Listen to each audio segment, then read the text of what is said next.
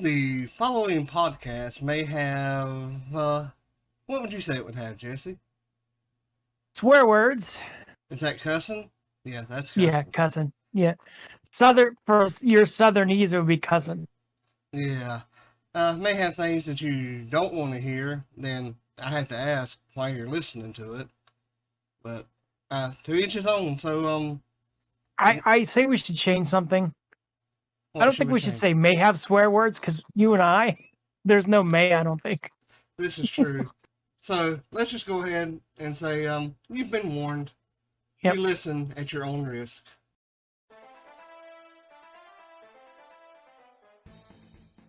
The Blind Night. And hey everybody, this is The Blind Knights. As always, I am Richard, and with me is...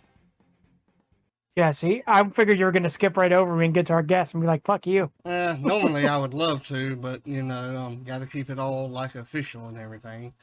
And since you're the boss now. Exactly. Silence, worm. Silence. But we also do have a guest with us here, and that was creepy. Really, really creepy. Oh, sorry, I didn't mean it to be. But we have with us a guest.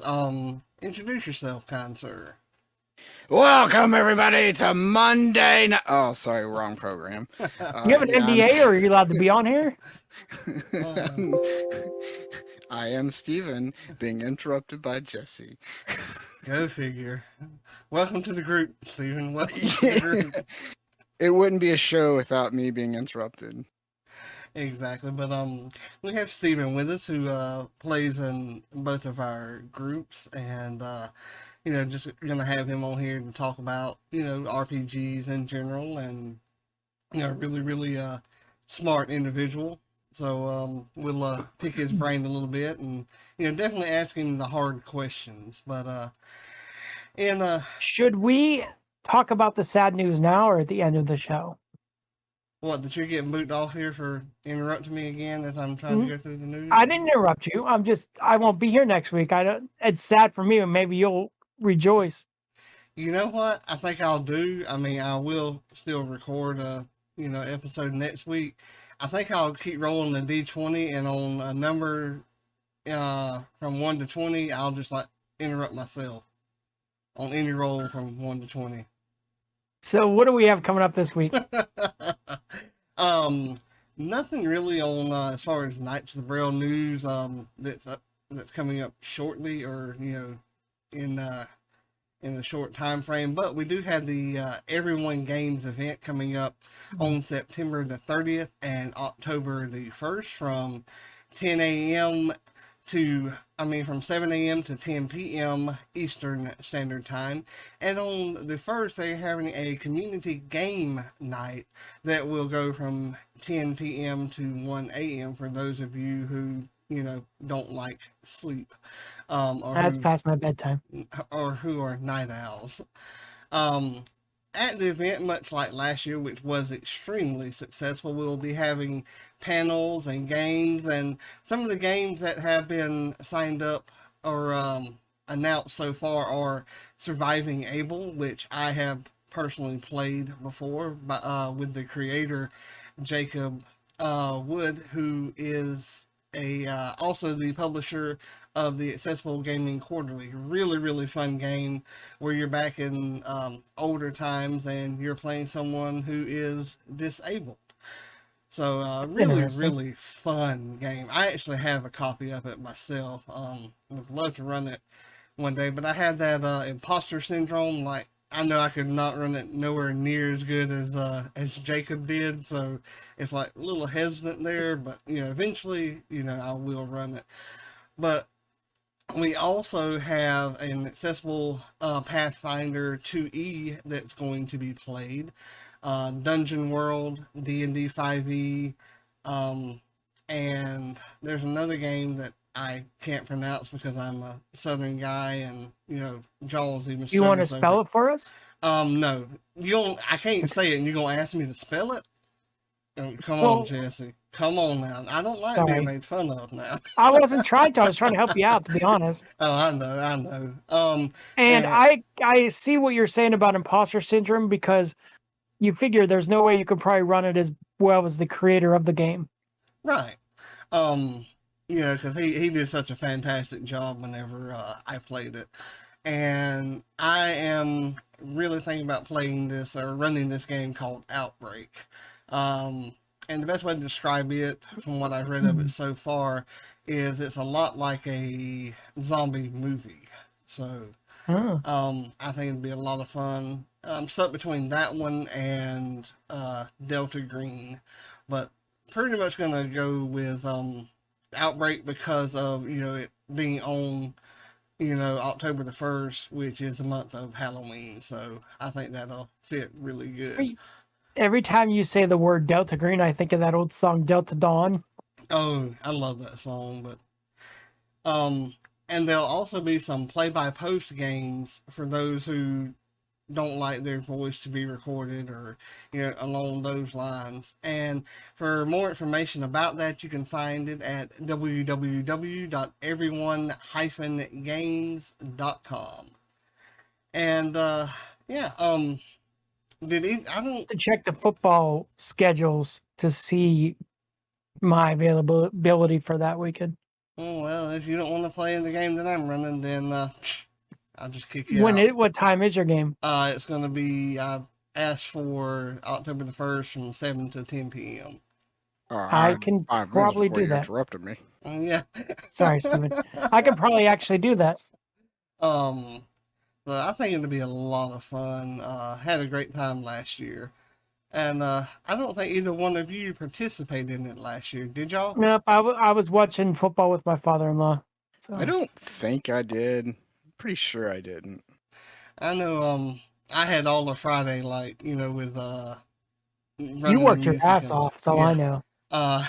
And Jim took Saturday because it was the week after he had gotten married. And all I know is you were sick of D&D that week. I was sick of TTRPGs, period. So as with last year, we will take that week off. I won't play in anything because I think I'll take that week off too. We'll just say just for you. I don't want to go ahead, Yeah, but it's still a lot of fun. Don't get me wrong. But since we have Steven here, we're going to get him involved in what we've been doing. And we're going to do our reading recommendation, and then we're going to go back and do the environment. Take a seat and listen for Jesse's reading recommendations section. Okay. So let's go with Jesse. What is your reading recommendation? All right, it's a biography, right? No, it is. Did I tell you it was King of the Bastards, right? You did? Okay. King of the Bastards, which is by Brian Keene and Stephen Shrewsbury, I think is how you say his name. It's about this older barbarian. He was like a legend in his day. Now he's a king and he's probably 60 or 70 years old, something like that. He still kicks ass. And he goes on this adventure with his warriors. I think they're trying to get home or something. Can't really remember where they were, because that's not the main focus of the story. And it's all about him dealing with sorcerers, and there's mentions of Cthulhu and different things like that. Brian Keene is a horror author, but he did this sword and sorcery collaboration with Stephen Shrewsbury, and it's just a lot of fun. There's a lot made about the other warriors being young pups and him being old as shit, but he can still swing his axe and cut heads off and stuff like that. It's very entertaining. There's not very much depth to it, but it's just a fun, entertaining read that I hope everybody gets sucked into. It's maybe about 5 hours long, I think, something like that. Is it on Audible or? It is on Audible and Kindle. Ah, okay. And there's King of the Bastards, Throne of the Bastards, and then Curse of the Bastards, which is the final book in the trilogy, and it comes out later this month, I believe. I'm guessing that their group is called the Bastards. Well, they don't really say bastard in the book, so I'm thinking that Rogan, the main character, who's the the old barbarian, must have thought himself as a bastard, because Bastards never like really talked about in the story. It's weird. Yeah, I gotcha. I gotcha. And my recommendation is a book that I started today, and I know it's going to be good because I'm not very far into it and already hooked. See, It, I thought about doing that, but I didn't because I didn't finish it and didn't want to be like a Star Wars situation. yeah, we all know how that went. Yeah. But it is called Bug Hunt, and it is a short story collection with the Oh, Alien and that is Aliens good.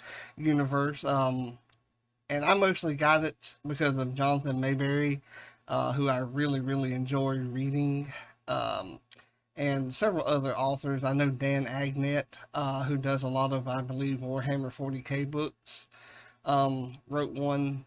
So far, really, really good short stories, and makes me want to run some Mothership as well. So, really, really fun reads. Yeah, and they're quick and you know kind of creepy at the same time. Mm.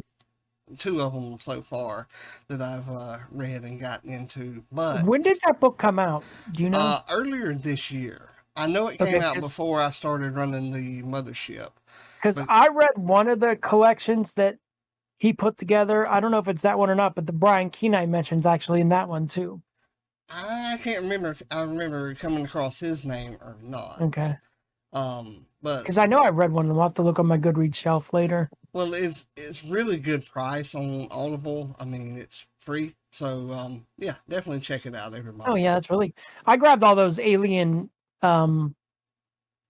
those couple alien ones they did with like the full cast dramatizations Yeah, I as they were got some free. of those. Yeah. So and how about our guest, Stephen? Tell us your recommendations. Yeah, okay, It so doesn't matter what. I knew you were gonna do something. Tell us your recommendation, sir. Um, What? I just finished the What? Well, not quite finished. Yeah, okay. The what chants are dead, Jesse. Come on. No, They're those. never I dead, bet they sir. still happen in WWE because Oh, those they people do. are stupid. They do. They do. They're never dead. Yeah, they don't die. Like Jason Voorhees. I had 5 minutes before you interrupted me. I waited till you stopped talking. I right, I'll just be said, good. and you started talking. I'll be good.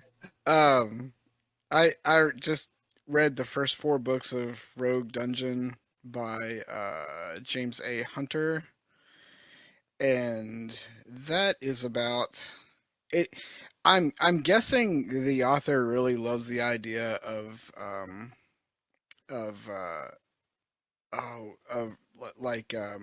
reality not being like simulation reality sort of stuff, because it kind of takes place in 3 like there's the game world, because it's a lit RPG. So there's the game world that we perceive as like something we developed and programmed as humans.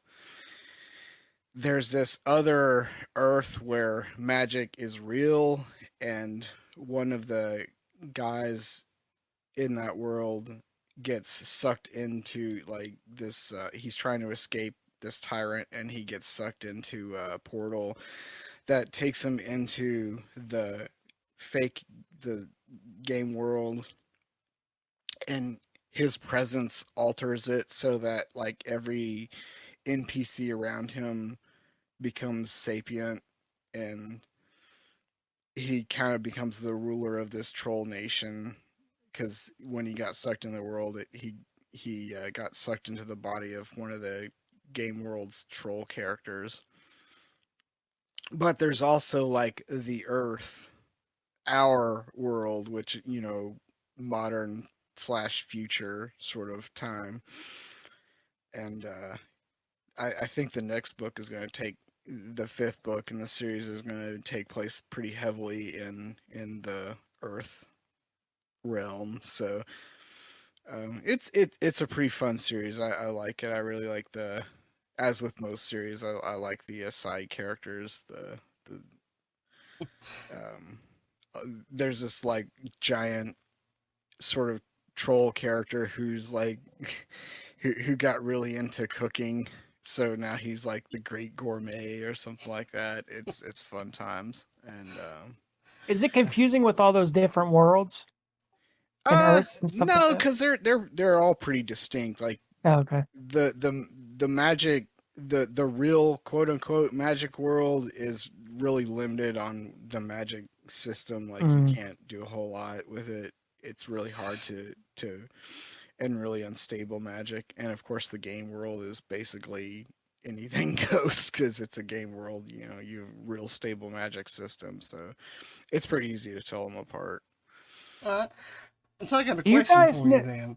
Go ahead, Oh, I Jason. just, no, Yeah. I was just gonna to go. You go ahead, because No, you both go ahead at the same time. I think that's compelling radio.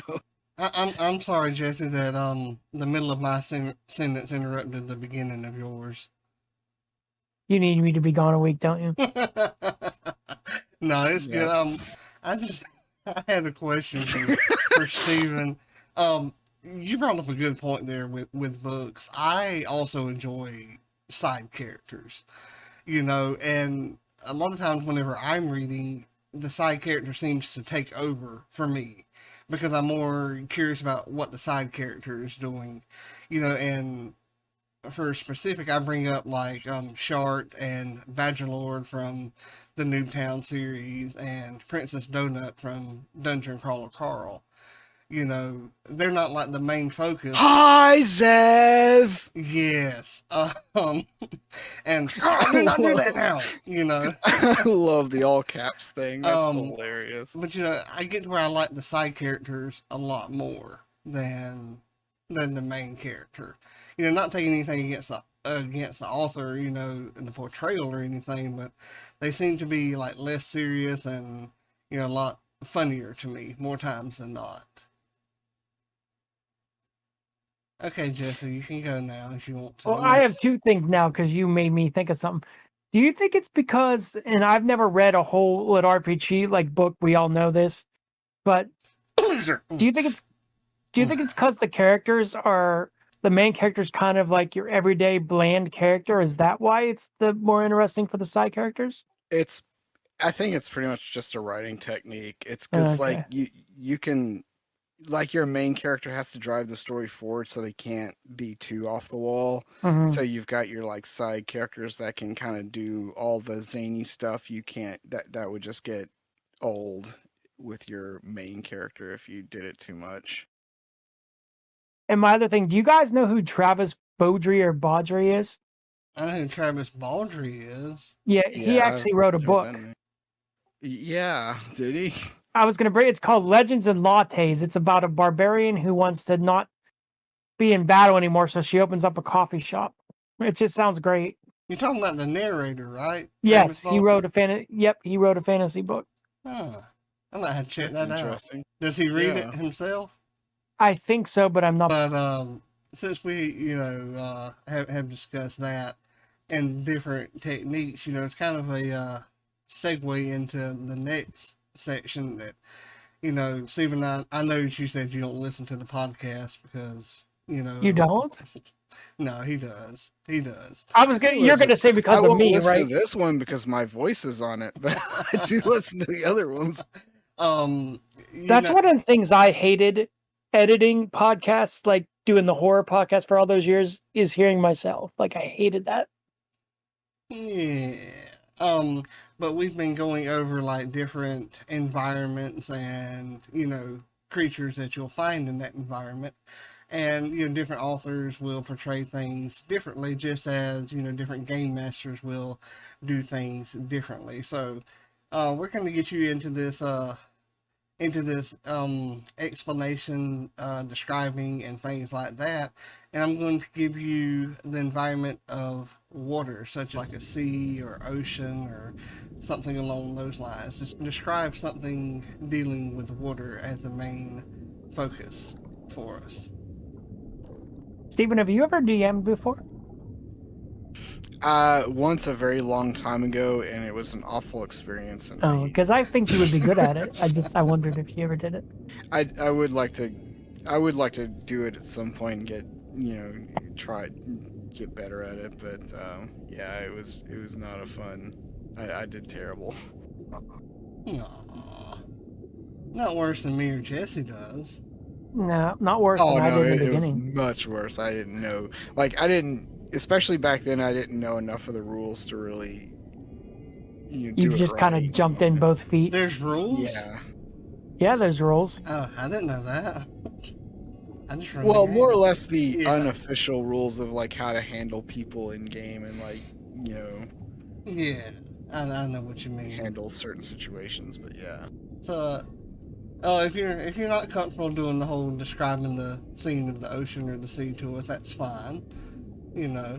But we do like to put people on the spot here on the show, and like improv. I'll give it my best shot. Let's see. Practice makes perfect. When you practice, perfect. Okay, you begin at the top of a mountain that has been home for you for many years. You have been exiled from your community for whatever reason that you're not willing to talk about. They put you in a canoe along with what few possessions that you have, very little food, forcing you to find that for yourself along your journey once you run out. You travel down this icy river that slowly warms the further down that it gets. As you travel down this river, it slowly widens further and further. The ripples of your passage going forth as your canoe, your log, whatever you want to call it, your refuge for right now, hits little bumps and sways. You go along these currents, and eventually, as you reach the mouth of this river, it has widened up into a delta, which is rather lush, but you're unable to stop. You're unable to get to the bank to stop yourself. You have nothing to stop you in your boat, log, canoe, whatever you want it to be.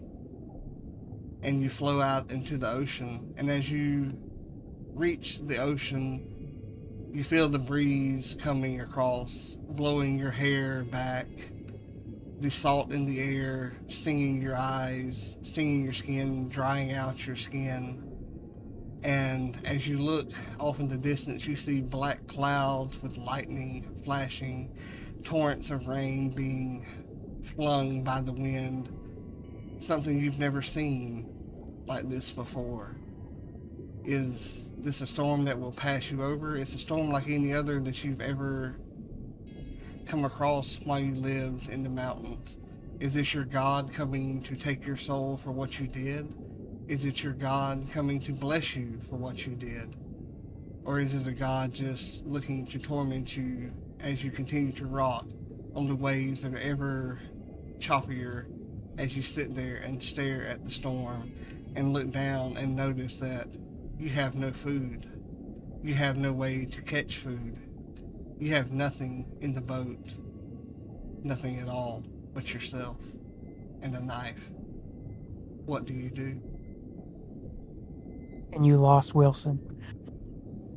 You want me to go? I can go now. Okay. The first thing you notice as you awaken is silence. The storm has passed. The ocean is calm as you flow down it. The waves gently lap against your boat. And you're thankful that you survived the storm. There were moments yesterday when you didn't think that was going to be possible. The storm just seemed so fierce. It seemed like it was created out of the blue to stop you and stop your journey. Your party awakens and you all look around, realizing that you have somehow been blown off course. You aren't going in the right direction. But you're able to relax because, again, the sea is quiet. You don't have to worry about the storm anymore. Suddenly, you feel a bump. You think it might just be your boat getting used to the water, getting used to the flow of it, the waves. You go a little further and another bump. You see a large, scaly head coming over the boat. You say to yourselves, "Oh shit, it's time for battle."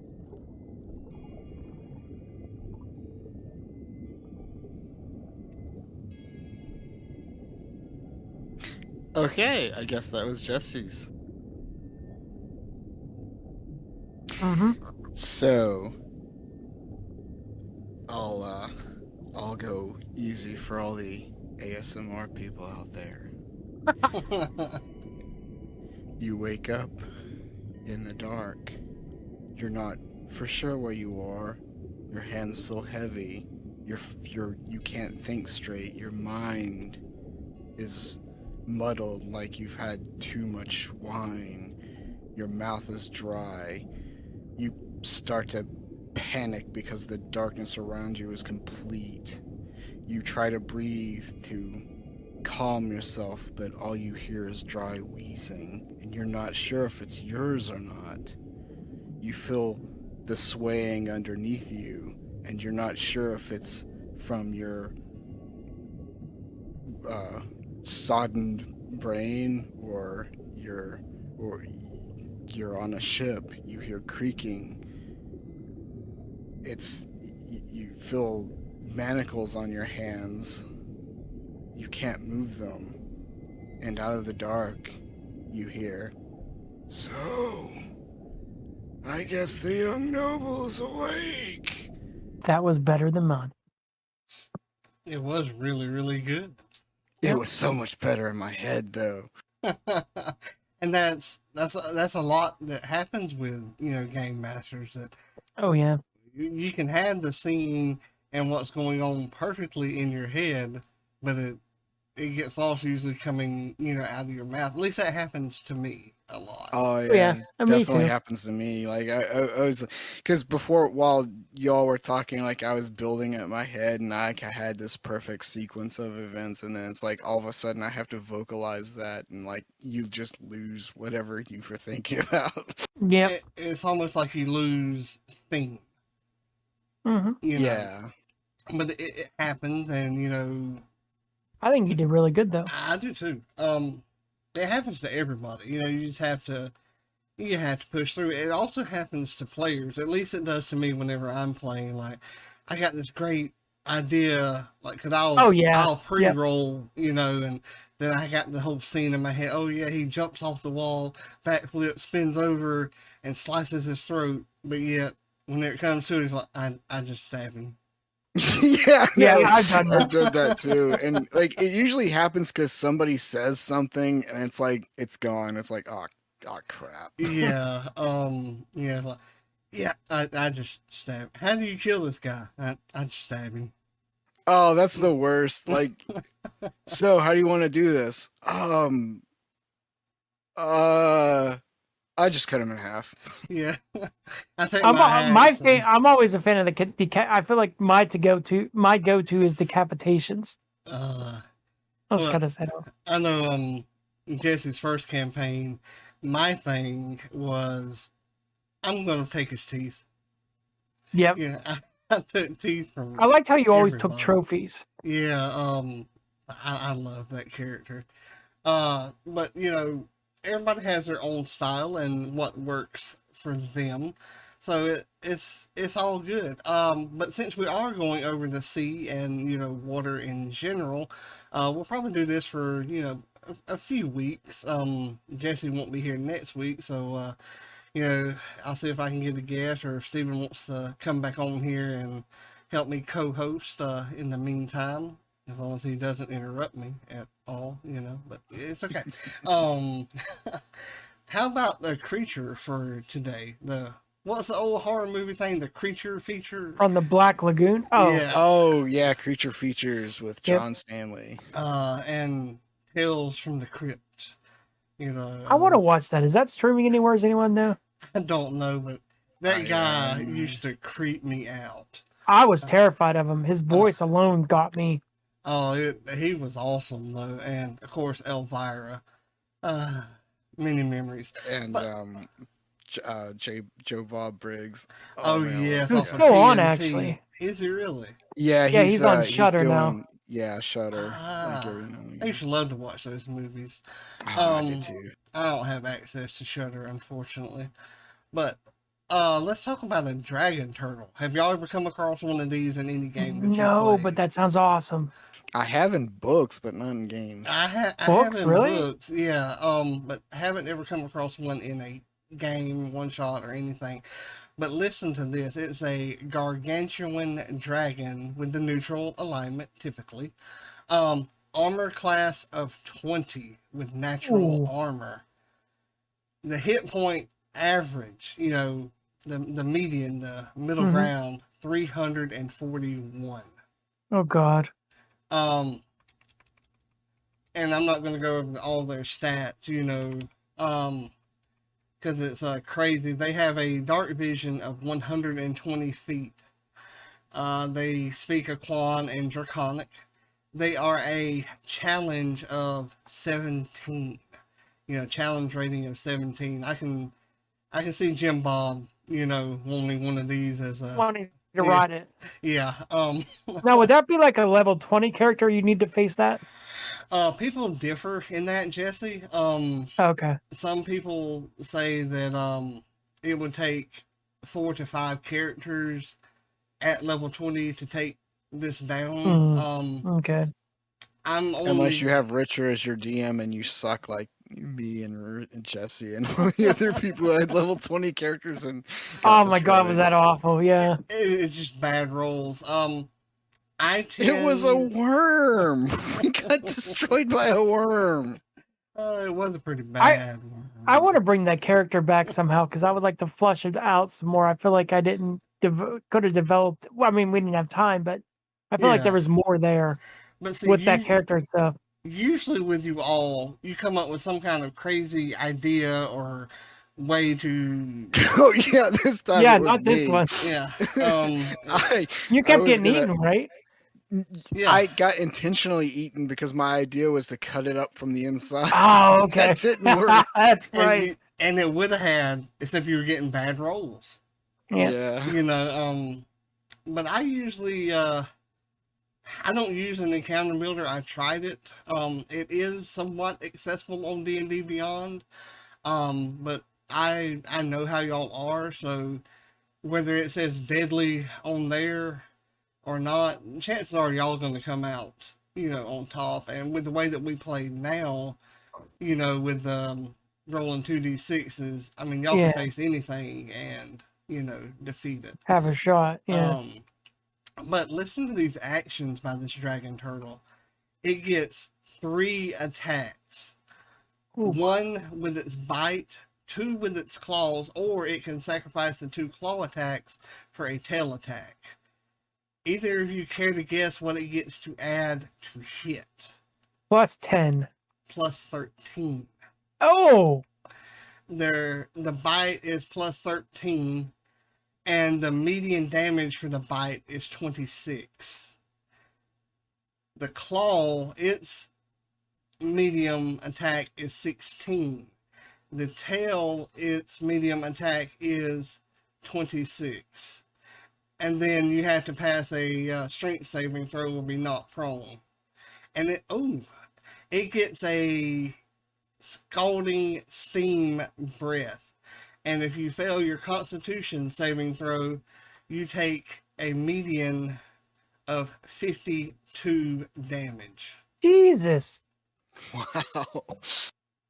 And it says here that it is one of the most fiercest creatures of the ocean. I would say so, wouldn't y'all? Yeah. Definitely. Those turtles are no joke.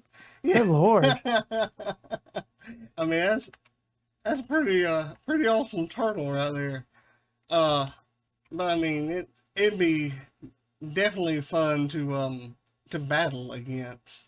I just picture Jim Bob trying to ride it and make it a pet. Mhm. But With that blinking dog on yeah. top of him.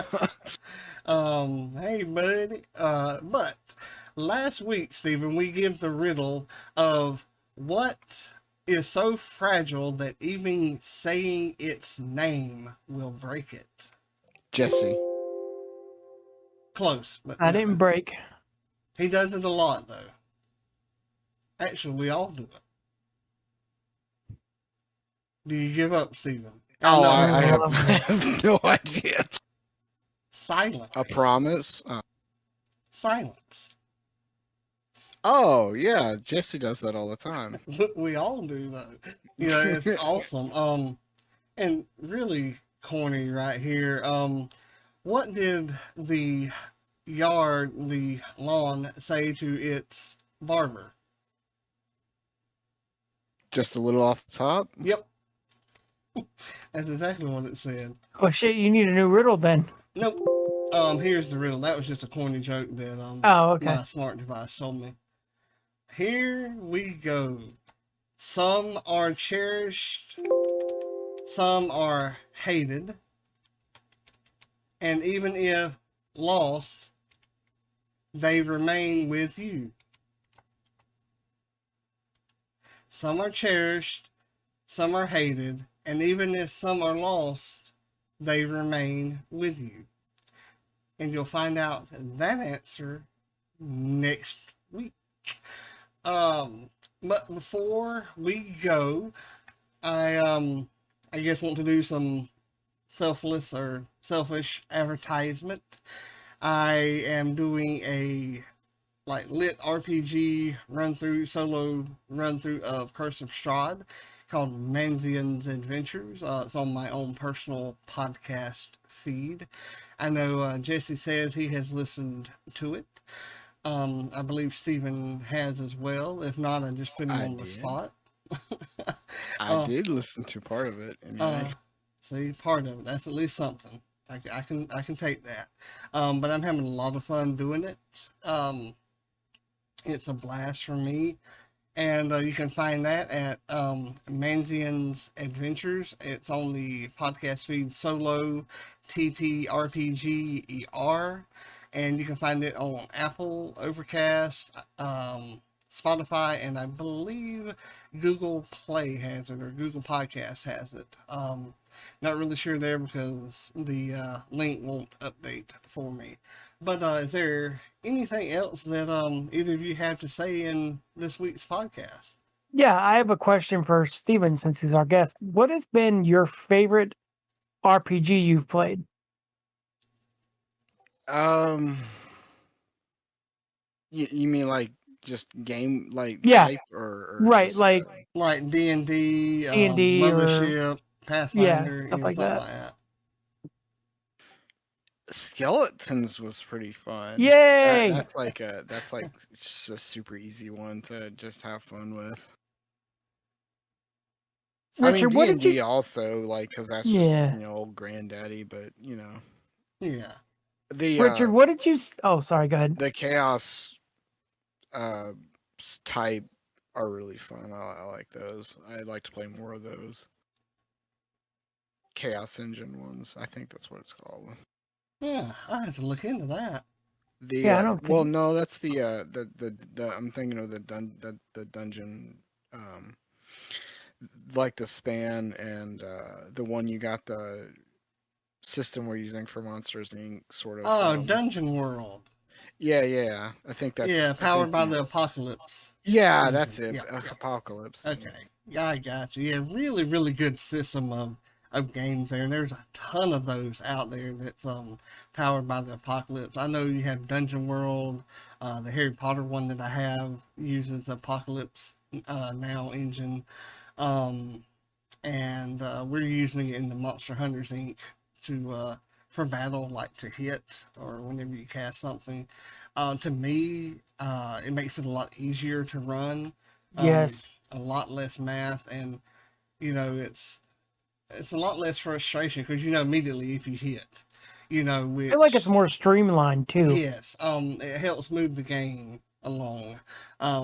Because you're not like, oh, let's see, I rolled a 9 plus my proficiency, which is 3. That's a 12 plus, my strength modifier, which is a 3. That's a 15.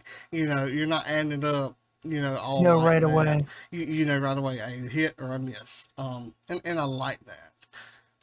Just me personally. But Oh, hang on. Let me look up my strength bonus real quick. Yeah. 2 minutes later. Yeah. And there's nothing against anybody. It's just want to move the game along. There's no need for the silence Right. there. I think what makes it easier though, for us especially with D&D now, is using the Discord bot, Yes. D&D Beyond thing. Like that changes everything in a way. If you learn all the things you have to write, unlike me who moves around like a moron. Well, I wasn't going to say anything. But I I'll call mean, myself out. me trying to learn it too, it was a bit clunky at first. And I've gotten used to a lot of it, but still it's like, oh, why ain't that working? Yeah, one little Yeah. syntax error and, it won't work. But, Steven, since we got you on here with us, what has been your favorite TTRPG moment? Oh man. You can have multiple ones if Yeah, I can't. Well, I can't really. I'm having difficulties thinking of moment like just specific moments. I haven't. I don't think I've had like any grand stories like the windmill the windmill incident. I'll tell you a story about Unfortunately. that in just a moment. Um. Yeah, I don't really think I have Were a you there when specific memory. Mr. turned into the chair? No. Nah. Oh, okay. Um, You missed all the good stuff. Yeah, I know, right? but speaking about the windmill, I was doing an interview for Knights of Braille this past weekend on the Living Blind podcast, and um, they asked me like if I had favorite moments, and I had three. One of them, of course, was the windmill. And, we've talked about that ad nauseum. Yeah, Mhm. check out that word, Jesse, ad nauseum. That's a good one. I'm telling Sage helping you out. you. No, I remember that from school. Hmm. I just remember it sounded cool. And I talked about the Still Mixture with the chair being the other moment. And I talked about my favorite moment as a player was when I was trying to sneak into, in Lost Mines of Fandover, I was trying to sneak into the Goblin's cave in the little stream that was there, and I reached my arm up to cast Ray of Frost and rolled a 1. I froze the little river, and a barbarian named Lug Nuts. He had Awesome a name. yeah, his height of fame was cooking a hot pocket. He had a wolf pelt, but he was standing on the ice or stepped onto the ice and slipped, and Draco got teabagged. So that's been my favorite moment as a player because we still laugh about that to this day. Really, really good time. But next week, um, go ahead, I've got Stephen. a couple. I've got a couple now. Like there was one time, we, me and a group I play with Ed Jarvis. Um, as he's the DM, he had this long bridge over this water feature with a giant sea serpent thing under it, and there's on the other side of the bridge there were these three goblins with a goblin princess or whatever. And I don't know what kind of battle he had planned, but like as we're trying to cross this bridge with our bad dexterity rolls, like he rolls for his goblins and like every single one of them just rolled piss poor and ran straight off the bridge. So this giant goblin battle I think he had planned was like ended by all three of his goblins just falling into the water and getting eaten by the sea monster. And then later in that same campaign, we were supposed to free this.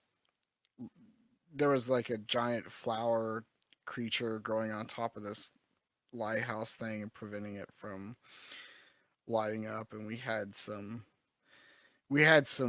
incendiary stuff with us, and like again, I'm not quite for sure what Ed had planned, but we were like, so what would happen if we mixed such and such stuff with this explosive stuff and like made a giant bomb? So like whatever he had planned, our big solution was to like make this bomb, sneak up and put it on, like put it near one of the flowers anchor points, and like we ended up blowing half the top of the part of the lighthouse apart. It was pretty funny. I love it. What has been your longest time that you've spent figuring out one of Ed's puzzles? There's like, I think it took us 2 weeks to figure out one of his Oh my god! puzzles. I'm not surprised, but Jesus, Uh, he is insane with his puzzles. He is very talented at creating very difficult puzzles. Yep. That's awesome. And thank everybody for tuning in and listening. Next week, like I said, Jesse will be off. I'll miss you guys. I can't even give him a proper like goodbye. You know, I mean, just can't. No, I'm just kidding. I'm getting for clubs to talk amongst yourselves. But Jesse will be off on vacation. So yeah, we hope that he has a good time. We will still continue to do a show for you all, whether it's me and someone else or just me by myself. But thank you all for listening, and please remember to like, share, and subscribe. This episode is brought to you by the Knights of the Braille and is made possible through the support of viewers such as you. Please remember to like, share, and subscribe to get all of the latest information and episodes. Thank you.